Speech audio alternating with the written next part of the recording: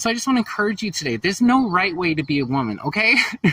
Let's just go ahead and break that binary. Some women have facial hair. Some women shave their armpits. Some don't. Some men have vaginas. Some women have penises. Get over it. I know some of you might be saying, he is obviously mentally ill, and this is low-hanging fruit. Both solid points. But what I'm about to show you today is how the lefties want this to be the future.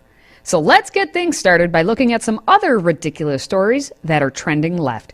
And we begin with a child's first exposure to this rainbow mafia indoctrination through a show touted as the first preschool program that features a non-binary character coming out. It's called Ridley Jones, and after 5 seasons, yes, 5 seasons, the show was just canceled following parent outrage. Again, 5 seasons later. See if you can guess why.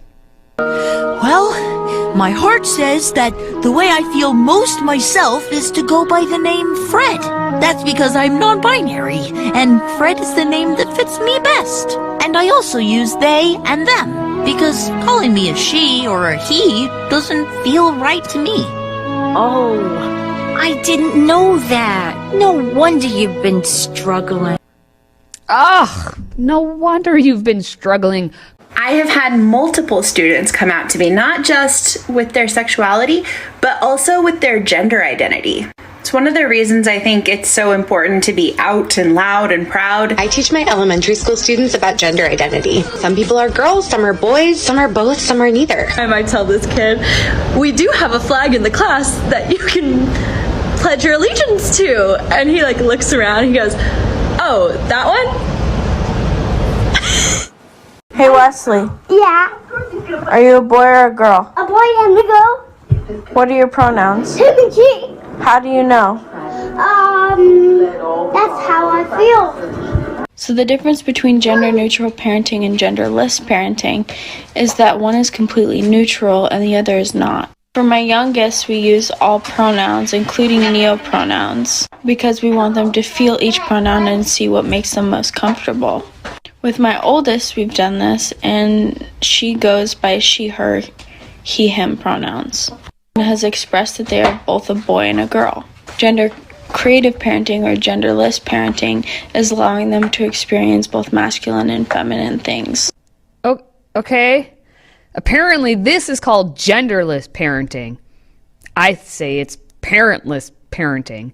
And it should be called child abuse, especially when a 4-year-old is being taught from the youngest of ages that they can literally be any and all genders.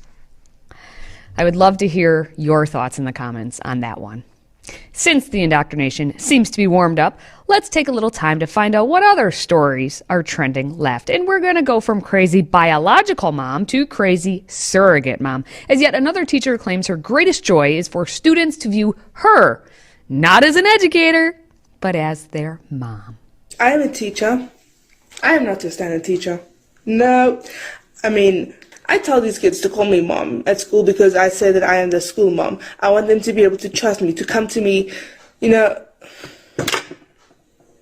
be able to feel like I'm not just someone who's going to give them good or bad grades, but like someone they can actually talk to, someone they can, words, can confide to.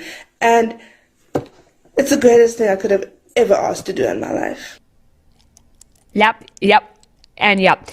You can be a teacher and be someone that the students can go talk to, but you are not their mother, and you look like you're 8. But anyway, speaking of nonsense, a principal at Beacon Elementary School in Dexter, Michigan, recently sent an email to parents promoting some books recommended for K-5 children to read this month. One of those recommendations was a book called Jacob's New Dress. Ah, yes. As we read on Amazon, Jacob's New Dress is an affirming story about gender nonconformity. And apparently it's appropriate for, all the 3-year-olds out there. The story goes like this.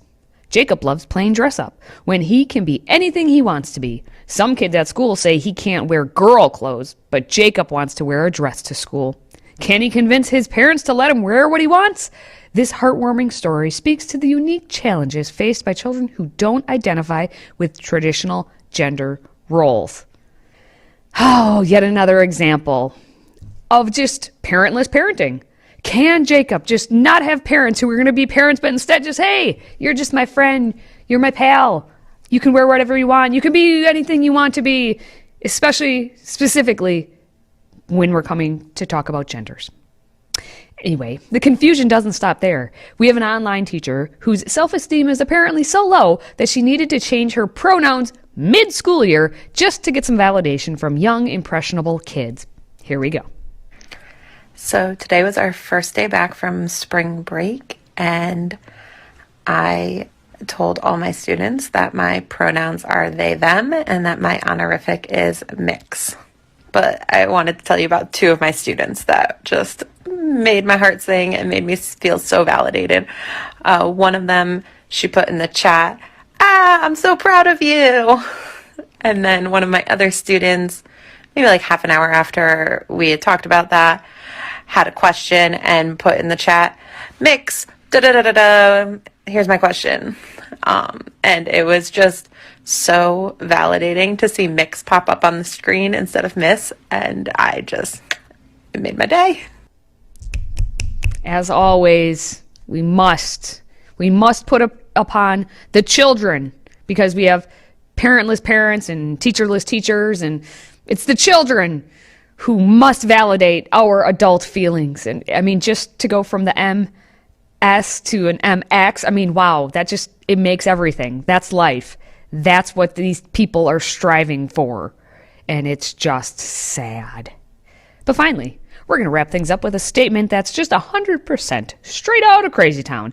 But many of these super woke have convinced themselves that biological men who believe they are women are actually biological women. In their brain, just, it's in there. It's just, they're born with some extra parts. That's all. And you think conservatives are the knuckle-dragging science deniers. Sure. Transgendered women are biologically women, though, in their brain. It's just the body didn't match up. And this is why we need the distinction between cisgendered and transgendered, because biologically we're the same, but the rest of it. Biologically, I'm 5'7". Biologically, it's just that some of my parts don't line up. And so I'm just 5 foot. But biologically, I'm 5'7". That's going to wrap